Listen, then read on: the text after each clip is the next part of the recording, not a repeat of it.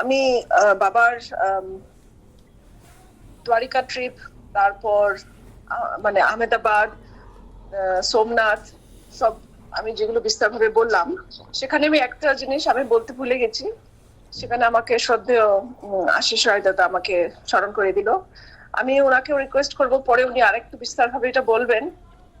তো একটা জায়গায় বাবা গেছিলেন 12 তারিখে, 12 ডিসেম্বর 2023-এ, দ্বারিকা টু সোমনাথ রাস্তায় পোরবন্দরে সন্দীপনী মুনি আশ্রম। সেখানে আশিস দার এক বন্ধু, এটা খুব মানে স্পেশাল একটা ভিজিট, যেখানে কারো মানে চট করে পাবলিক যেতে পারে না। আর ওখানে ভাই শ্রী রমেশ ভাই ওঝা, ওনার সাথেও সাক্ষাৎকার, যেটা সহজে পাওয়া যায় না। ওনার কয়েকটা মানে রুম আছে, একদম ভিতরের রুম, সেগুলোতে মানে নিষেধ প্রবেশ। সেখানে বাবাকে নিয়ে সম্বর্ধনা দিলেন উনি। আর আমাদেরকে সবাইকে খুব প্রীতিপূর্বক, খুব আন্তরিক ভাবে আমাদেরকে সেবা যত্ন করলেন। তো এখানটায় সন্দীপনী মুনির আশ্রম একটা খুব সুন্দর একটা পরিবেশ। অনেক ছাত্ররা থাকেন ওখানে, বেদ অধ্যয়ন করেন। আর যেরকম কৃষ্ণ সন্দীপনী মুনির আশ্রমে থাকতেন, ঠিক সেরকমই এই পরিবেশটা। এটা না দেখলে মানে বোঝা যাবে না। এরা মানে মানে করিডোর, অনেকগুলো করিডোর মধ্যে সব ছাত্ররা বসে শ্লোক পাঠ করছে, বেদ পাঠ করছে। এরকম লাগছিল আমরা সত্য যুগে চলে গেছি। একদম সাফ সুতরা পরিবেশ। আর পরিবেশন করছিল আমাদেরকে, যখন সেবা দিচ্ছিলেন, ছাত্ররাই দিচ্ছিলেন সেবা। তারপর সেবা দেওয়ার পরে ওরাই পাকা মোছা, থাল বাসন তোলা, মানে সব ধরনেরই সেবা ছাত্ররাই করছিলেন। তারপর বাবাকে নিয়ে যখন রমেশ ভাই ওঝার প্রভুজির কাছে আমরা গেলাম, তখন উনি বাবাকে দেখে অমনি মুগ্ধ হয়ে গেলেন। উনি বাবাকে কি করবে না করবে মানে বুঝতে পারছিলেন না। বাবাকে শল, মানে চাদর, তারপর ভেট নিবেদন, ভেট প্রণামী সবকিছু দিচ্ছিলেন।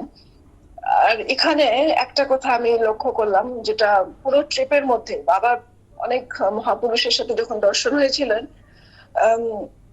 অনেকে বাবার যে প্রিন্সিপালসটা, বাবা হচ্ছে ফুল সারেন্ডার টু গোবিন্দ। উনি নো মানি নো ডোনেশন, এই জিনিসটা বাবা কিন্তু শুধু ভার্বালি না, উনি প্র্যাকটিক্যালি ফলো করতেন।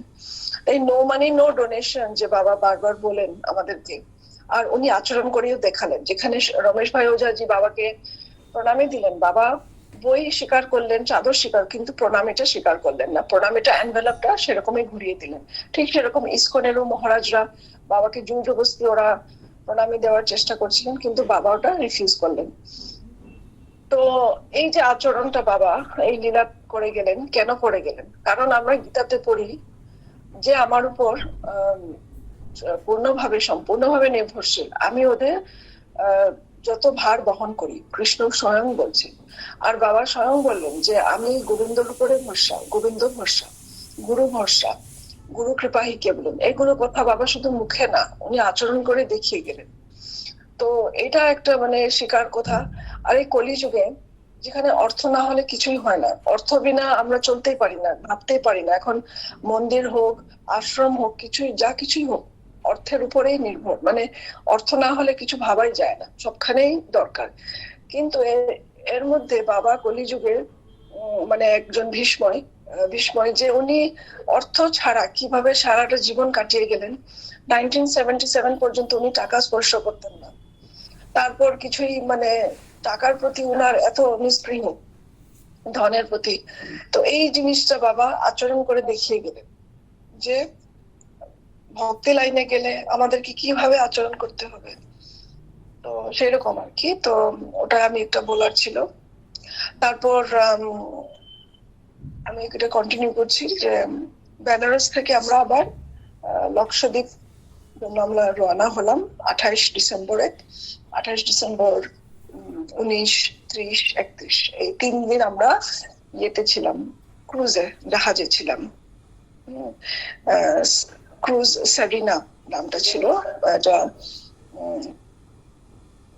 আপনার সাউথের থেকে গেলে লক্ষদ্বীপ মানে পর্যন্ত, কোচিন থেকে লক্ষদ্বীপ ট্রিপটা।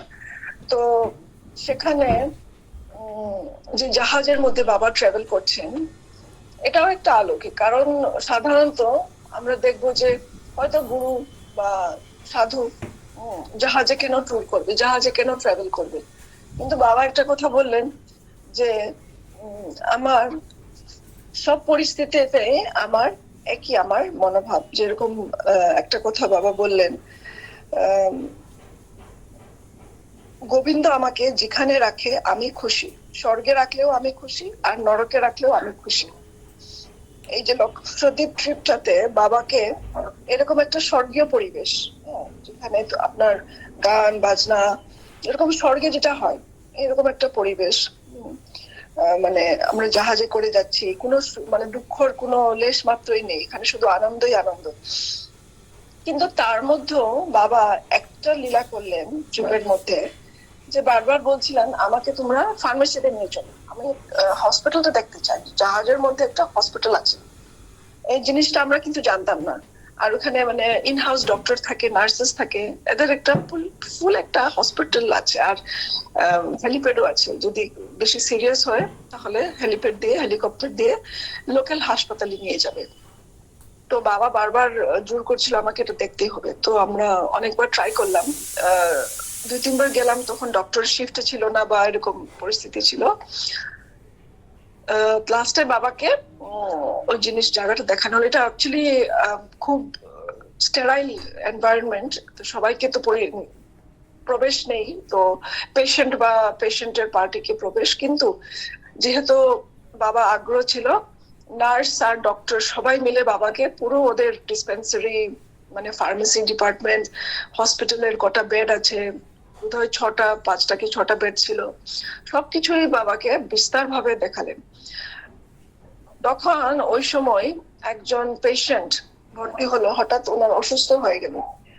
অসুস্থ হয়ে যাওয়াতে আমি দেখলাম যে ওদের বাড়ির লোক খুব মানে বেকলিত হয়ে পড়লো, খুব ওদের এখানে টাকাও তো দরকার, ওরা খুব মানে নিঃসহায় হয়ে মানে ভাবতেই পারছিল না।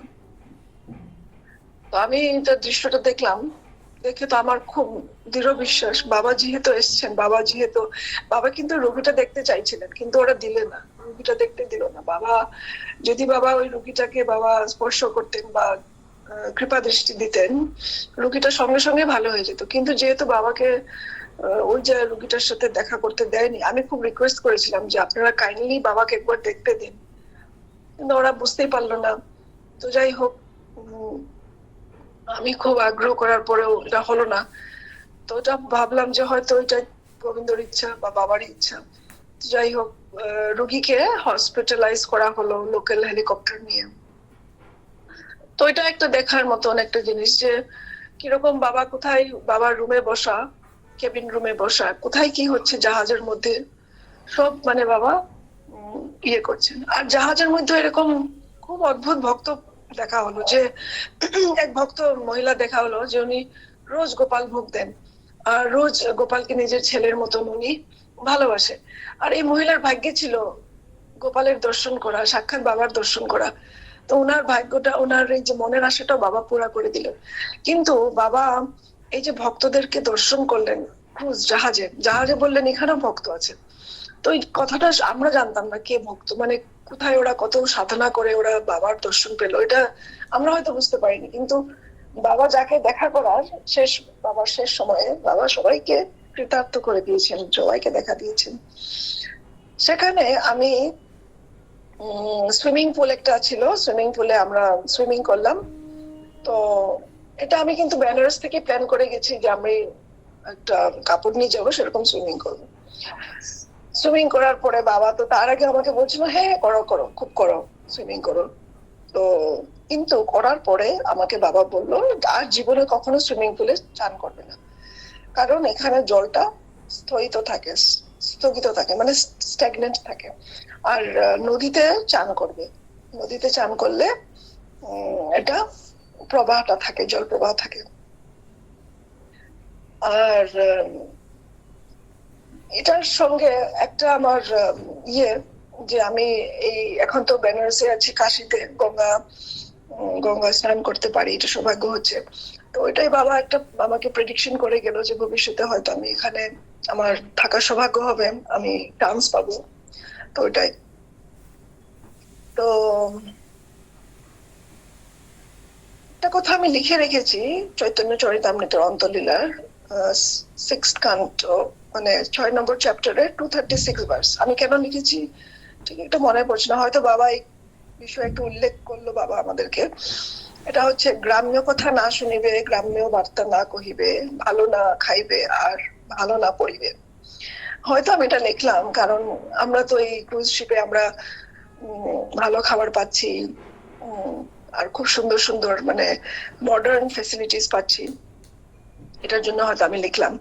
তারপর লেখা আছে, অমানি মানদা হানা কৃষ্ণ নাম সদা লইবে, ব্রজে রাধা কৃষ্ণ সেবা মানুষে করিবে।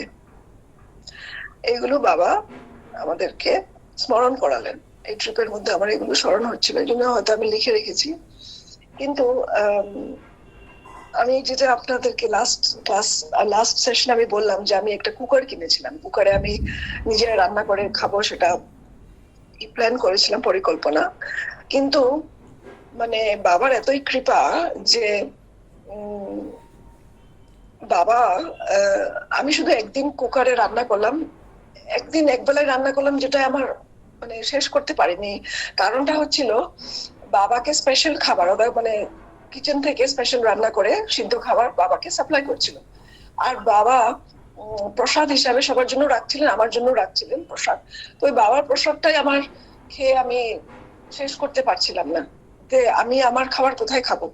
মানে এটাই হচ্ছে গুরু কৃপা, যে যদি আমরা গুরুর উপর ভরসা করি বা গুরুর উপর সমর্পণ করি, তাহলে গুরুই আমাদের খাওয়া দাওয়া পড়া সবকিছু গুরুই বাহন করবেন। মানে এটাই আমি চক্ষুষ দেখলাম, যে আমি একটা প্ল্যান করেছিলাম আমি ক্রুজে সেরকম খাবো না, বাফেতে খাবো না, সেটাই আমাকে বাবা এত কৃপা ওনার যে উনি ব্যবস্থা করে দিলেন।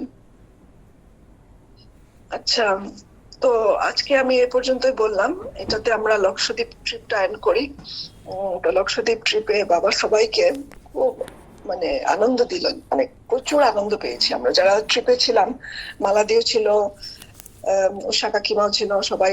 ওরাও একটু বলবেন, আপনারা বলবেন কি কত আনন্দ হয়েছে, নাম সংকীর্তন জাহাজের মধ্যে।